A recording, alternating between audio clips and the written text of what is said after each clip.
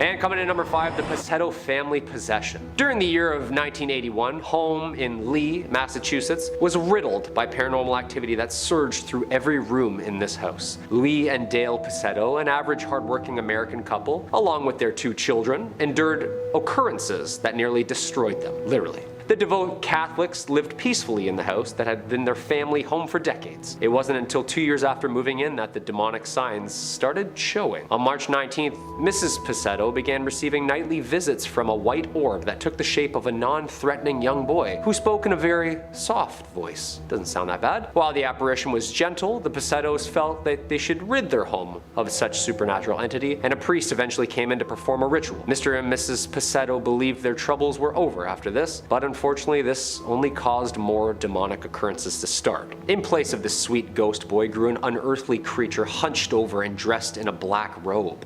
Scary. Mrs. Pasetto claimed that the specter would say vulgar and nasty things, growling, saying it called itself the Minister of God. It wasn't just the verbal attacks that were happening, however, no. During the sleepless nights, Mrs. Pasetto claimed that she suffered claw marks both on her back, stomach, breasts, and face after being dragged around the bedroom. Mr. Pasetto attests to this and said that he watched in horror as the bed levitated above him, Mrs. Pasetto on it. Terrifying, dude. Refrigerators were ripped from walls, metal bookcases turned over to the floor, and in one case, a crucifix was even yanked from the hand of their 14-year-old son. The Pasettos reached out to medical professionals for help, but they rejected their experiences, calling them exaggerated. It wasn't until Mr. and Mrs. Pasetto turned to professionals Ed and Lorraine Warren, self-proclaimed demonologists, that were called to help. The Ghostbusters themselves. As the founders of the New England Society for Psychic Research in the 50s, Mr. and Mrs. Warren devoted their life to the supernatural. When the Warrens visited the Pasettos, they instantly detected signs of paranormal activity pulsing from the home. In a description eerily similar to the film Poltergeist, which came out the following summer in '82, Mrs. Warren says that she saw many small ghost lights move around the room until they combined to create a towering, shadowy figure. A priest was brought in to perform the ritual. The basement apparently then filled with smoke during the exorcism, and when the ritual was complete, the Warrens deemed the house clear of evil. The Pasetto family moved back in and reported no further activity since. And in 2004, the family moved out and on and left this once haunted house for someone else to deal with. I understand. Number 4, Elizabeth Knapp. The possession of Elizabeth Knapp, October 30th, 1671 to January 12th, 1672, is a unique and weird one in the aspect that it was approached from a more scientific aspect than religious, and being of that time, somewhat of a new methodology. Knapp's father was the servant at a household of Samuel Willard, a prominent reverend in the Church of Groton. When Elizabeth Knapp, a member of his own household, began to show signs of demonic possession, Willard took a carefully and yet scientific approach to the situation, which was rare for the 17th century Puritan. After these scary events took place, they could provide no explanation for her episodic fits. He declared that it was a case of possession. Throughout the entire process, he notes in his journal, Knapp seemed to have most violent fits when Willard was present beside her. Willard states that Knapp at first began to complain of pains in her body. She would grab certain parts of her body such as her legs or breasts and would scream out, talking about feelings of strangulation. She would even sometimes laugh to the point of hysterical fits, weeping or screaming out. Hallucinations followed shortly after the outbursts, and on many occasions she claimed to see 2 people constantly walking around her bed. Strange claims like this constantly seeing men floating above her bed as well. This happened particularly at night, including some convulsings on the ground. Willard then documented on the night of November 2nd, 1671, Knapp made a confession of meeting up with the devil. Uh-oh. The old sign at the crossroads deal, huh? She stated that for 3 years the devil had been meeting her, promising her money, youth, and the ability to see the world. She then claimed that he had presented her with a book of blood covenant, which was signed by other women as well. And on the night of November 28th, in which she had a fit lasting for 48 hours straight, she was in a coma state until she made the pact with the devil himself. Witnesses document strange, deep voices and animal sounds coming from her. After Willard stopped entries to his journal, things get a little messy. It has been a historical mystery what happened to Knapp, as we are still unsure to this day exactly what remained of her. Was she tried and hanged for witchcraft, or simply disappeared on the promise of seeing the world? You tell me. Number 3, like father, like son. Duxbury, Massachusetts. 2021, huh?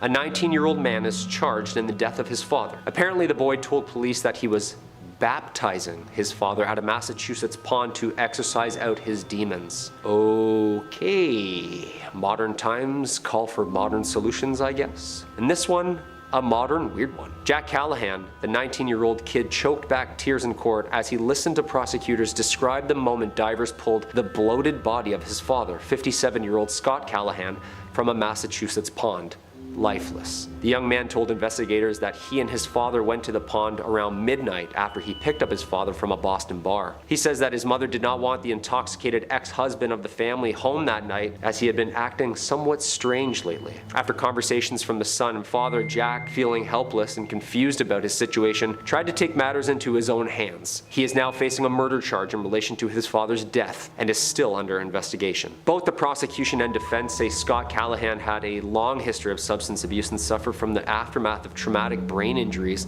and that from overuse of medicinal drugs might have taken the man's mind. According to Jack at the pond, his father became combative with him, punched him repeatedly in the face, claiming that he had not been in control of his own body, and was assured that his father wasn't really aware of what he was doing in the moment. The 19-year-old then decided to baptize his father in an attempt to exorcise the demon, which resulted in drowning him. That's a hard one to swallow. It's also got some biblical feel to it, you know? Father, son, bonding over paranoia. Scott Callahan was found in the water about 50 feet away from the shore in the pond, short time after the baptism and attempted exorcism happened. He was taken to the hospital where he was pronounced dead. There is an open investigation on this one still, and the young man is sticking to his story. What do you think? Possession? Number 2, Warren, Massachusetts. This New England tragedy was apparently what laid out the structure of the Conjuring movies. I'm terrified just reading that, and I guess we're gonna find out why. 11-year-old David Glatzel was only 10 when he reported beginning having hallucinations and delusions. From around 79 to 82, the boy's suffering worsened, causing severe trauma in the family. According to his family, efforts by Catholic priests and others to relieve the boy of what they said were multiple demonic possessions. Multiple. Things started getting interesting, however, surrounding the family after an aggressive, bloody confrontation in 1981. Arn Johnson, boyfriend of David's older sister, Deborah, stabbed his landlord to death multiple times in Brookfield. New England paranormal investigators Ed and Lorraine Warren later claimed that Johnson had actually challenged the demon inside David's body to leave the young boy and enter him instead. This guy's a hero, man. Unfortunately, a deadly one at that. That argument was the basis of the devil made me do it defense at Johnson's trial in Danbury with the Superior Court. The Warrens claimed that the man showed all signs of possession, including growling, speaking in strange voices, violent acts, and talkings of the beast. This is a wild case and sparked huge controversy in court after murder charges were forever changed with the claim that the devil made me do it would be lawfully excused. He was released from prison in 1985. And coming in at number 1, the Dover Demon. Probably the most famous of all these cases. 17-year-old William Bartlett claimed that while driving on April 21st, 1977, he saw a large-eyed creature with huge sharp fingers and glowing eyes on top of a broken stone wall on Farm Street in Dover, Massachusetts. 15-year-old John Baxter reported seeing a similar creature on Miller Hill Road the same evening. Another 15-year-old, Abby Brabham, claimed to have seen the creature the following night on Springdale Avenue. 3 in 1 night, huh? The teenagers all drew sketches of the alleged creature. Bartlett wrote on his sketch, "I, Bill Bartlett, swear on a stack of Bibles that I saw this creature." And according to the Boston Globe, some suggest that the creature may have just been a large foal or moose calf. Nah, definitely not. With wings and fingers like that, I don't think so. Police told the Associated Press that creatures reported by the teenagers were probably nothing more than a school vacation hoax. I don't know. It's been about 45 years since the sightings of the creature that came to be known as the Dover Demon, and still remains one of Massachusetts' truly great mysteries and one of the world's great cryptid cases. Number 5 on this list is El Coco. El Coco is a demon that is said to specifically go after children living in South America. This is a story that is told to children all over the continent to ensure that they go to sleep when they're supposed to. Villains Wiki says, Coco is a monster who exists to enforce taboos and ensure that children sleep when told. 4. Should children disobey orders to sleep, Coco is said to hunt them down and may inflict a number of gruesome punishments upon them depending on the story. Usually he's said to eat the children or spirit them away, never to be seen again. Coco may also emerge as a female known as LaCalchona. The two beings are seen as extensions of the same monster, and as such the Coca is little more than Coco taking a female guise, and vice versa. Both share the exact same motives and terrible behaviors. While a force of punishment, Coco is also an opportunist and is said to outright kidnap and devour any disobedient he can find. This is seen as further proof that children should mind their manners and always obey their elders in case a lurking Coco happens upon them misbehaving and captures them for a nightmarish fate. El Coco, El Coca, really doesn't matter which one you get because they're both gonna destroy you if you're a child and you disobey your parents. Now this is probably just a story told by parents to frighten their children into doing what they want them to do. But if there is some legitimacy to this, then this is by far one of the worst demons in South America. To kidnap and kill little for not going to sleep when they're supposed to is pretty horrible. If I was a kid and I heard this story, I'd be so scared to go to sleep on time that I probably wouldn't be able to fall asleep on time. Thank goodness I grew up in North America and didn't have to deal with El Coco. Number 4 on this list is LaViudita. This demon is specifically out here hunting for the men. MaxGax writes, this is a common tale across Latin America, including Argentina. LaViudita is known as the Black Widow. She's said to be a beautiful woman, veiled and dressed in black from head to toe, who walks in the streets after midnight. She tries to get drunk men to her house. If she succeeds, it's then and only then that she will take off her veil to reveal that her face is nothing more than the grotesque skull. The sight is said to be so horrific that the men are quite literally scared to death as the woman lets out a shriek of hair-raising laughter. For those that survive, they awake at dawn, usually lying in a puddle or covered by thistles and swearing to never party until late again. Let me tell you guys, I am the type of individual who likes to go out. In fact, I do it most weekends. If I was several beverages deep and some pretty lady takes her face off, that's it folks, I'm done. There is literally no more Nicholas Playlog after that. I have no idea why this demon does what it does, but it means that every Argentinian gentleman had better be on the watch for something like this when it flips over to 2 AM at the club. Also, no one has any idea what the thistles are doing there or why you're covered in a puddle. So clearly something pretty terrible happens after you pass out with this demon as well. Probably something that I don't even want to know about. Number 3 on this list is LaCalchona. LaCalchona, believe it or not, is a barn animal. Yeah, we're looking at a demon who is literally a barn animal here, folks. Pepe's Chile writes, in this Chilean legend, a woman deceived her family by being a housewife during the day and a witch at night. She would use potions to turn herself into various animals and play while her family slept, then use another potion to turn herself back into a human when morning came. One night, she forgot to make sure the children were asleep and they saw her turn into a sheep. As she ran off to play, the children wanted to imitate her and turn themselves into foxes. When they couldn't turn back into children, their cries woke their father. Seeing what had happened, the father threw all the potions into the river in a rage. When the wife came home, she couldn't turn herself back into a human and was doomed to remain a sheep forever. So you're probably thinking to yourself, great, the witch is no more, she's a barn animal now, what can she even do? Well, it's believed that this demon, goat, witch woman is the worst omen that you can see in South America. Sheep are a pretty common animal, but if you happen to set eyes upon this particular sheep, then horrible luck will befall you and your loved ones. Terrible tragedies that you can't even imagine or don't even want to begin to think about. So, how are you gonna know that you've seen this sheep when there are so many others in South America? Apparently you're gonna just know. Every demonic encounter that I've read about talks of people feeling that horrible sense of foreboding and a terrible presence. Apparently something similar happens here. Time slows, and as you make eye contact with that demonic barn animal,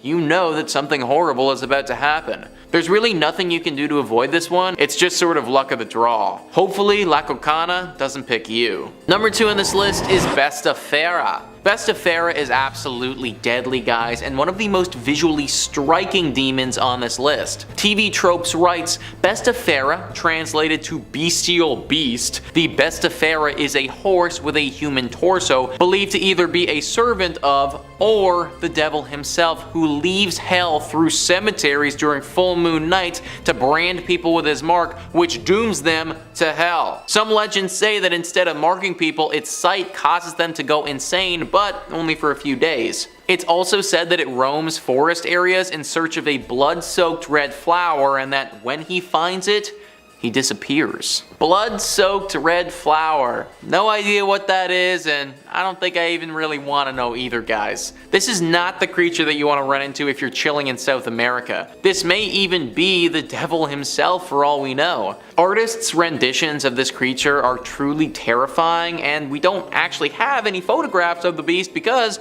anyone who gets close to it doesn't make it out alive. Stay away from Besta Fera at all costs. And finally, number 1 on this list is the Wekufe. The Wekufe is a horrible demon that you can find in Argentina. Maxgax writes, this legend comes from the Mapuche people of Argentina and Chile. According to them, the Wekufe is a harmful spirit or demon. When they were introduced to Christianity, the Wekufe were said to inhabit people as well as being free-form spirits. They can alternate between a human and an animal form too. They're aimed to enslave the souls of the dead, and they take great pleasure in spreading diseases and killing people. They were said to come from the west and had no soul. They were said to enter our world as a consequence of battles with the Pilan spirits, which resulted in the destruction of the perfect harmony of the world. They have the power to capture and enslave the spirits of the recently dead if it is reluctant to leave the body and transform into a greater spirit. If they do manage to trap a spirit in this way, they can use them to hurt other people. In this way, the Wekufe have feared entities. Not only can they enslave your soul and rob you of an afterlife, they can use you to hurt others, perhaps even your own family and friends, and many feel this fate is truly worse than death. Now, what I want to know, folks, and I don't think there's any way to find this out without getting enslaved, but what does it feel like to be under their control? Are you aware that you're under their control? Do you recognize the actions that you're doing when you do them, or are you just a mindless dummy who's a shell of your former self? Personally, if I ever was to get attacked by one of these things, I would prefer the latter. If this demon forced me to kill or harm my family and loved ones, and I was aware of what I was doing, then yeah, that is way worse than death. Trapped in your own mental prison, having to watch as you hurt the ones that you care about, it's no wonder this demon is so feared in Argentina and why the locals have tried to do everything they can to avoid it. Number 5 on this list is the Badalisc. The Badalisc is a beast in Italian folklore that is said to annoy the living hell out of the villagers it's nearby.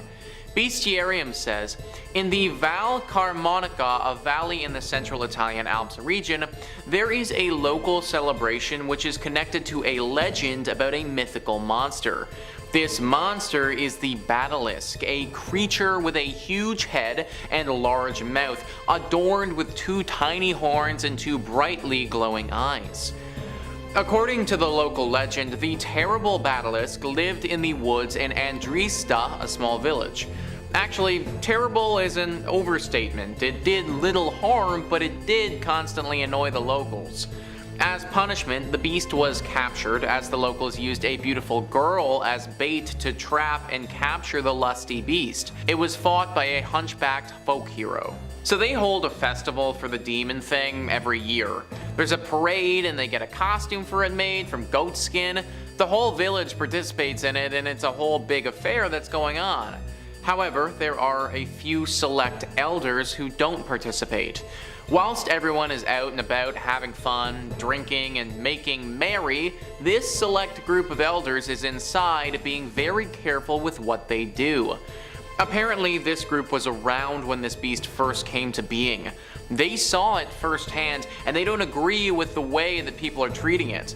In their opinion, the legend has been thoroughly exaggerated, and this creature isn't as kind as everyone wants to believe. They are under the impression that constantly doing this year in and year out is going to anger the creature, and one year it will finally unleash its wrath upon the village.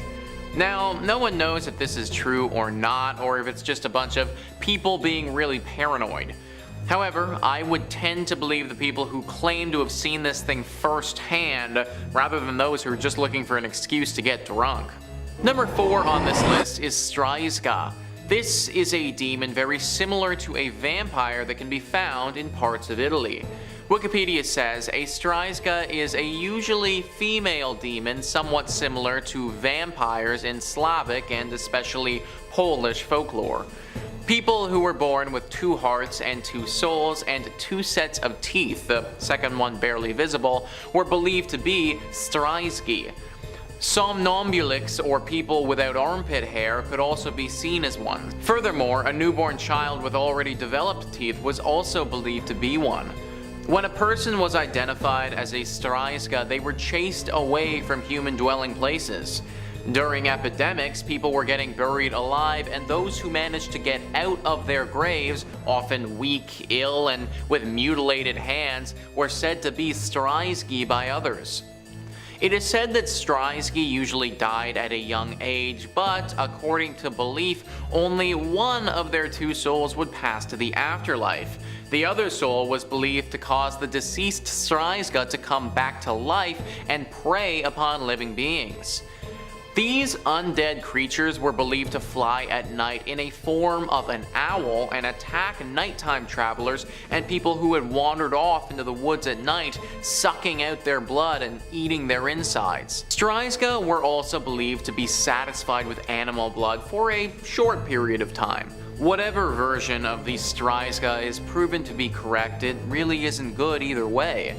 They're either personally coming to kill and suck your blood, or they're indicating that we're about to die. The way that you protect yourself is pretty similar to vampires. Burning the body of one of these creatures or putting a stake through it are proven methods of getting rid of them.